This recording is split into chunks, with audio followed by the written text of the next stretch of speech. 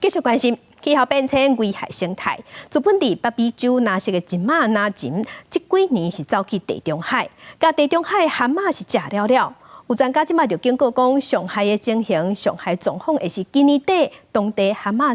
产业会规个无去。渔民甲网仔拖过来一大堆金马倒出来，会当装几啊箱。原本是伫北美洲大西洋岸边的生态的拿金，是美国真受欢迎的好食米。但是最近却对意大利东北海岸造成严重的生态威胁，去影响到当地蛤蟆类的生存空间。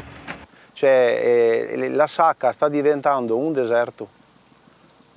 perché parlo anche con i miei colleghi pescatori che pescano il pesce e non trovano più niente,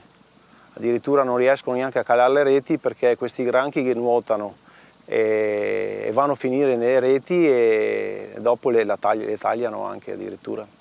拿真伫水内扫来扫去是真溜达，即马卡是真大，会当甲背类的外壳规个堵穿过，更加会造成养殖渔业损失真惨重。因为意大利是欧洲真重要蛤蟆的出口国，因的农业部是提出290万欧元的奖金，等于是1亿的台票，希望用这么悬的奖金，请更较侪人来斗掠拿金，无刷到来欧洲就无蛤蟆。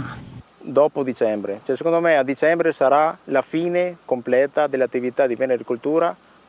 nella nostra area. 意大利重要农业组织农牧协会是指出讲，海水的暖化和气候的变迁，更加是加速拿金入侵主要的原因。事实上，地中海真侪国家这几年拢受到拿金侵扰生态，虽然出动大量的人力去掠，却赶袂赴拿金生态的速度，而且因为数量伤济，渔民落尾嘛敢若会当续卖。但是嘛有餐厅是看到新的商机，因为欧洲人是无惯势食拿金，即嘛有总铺师想要研发拿金料理，请游客来。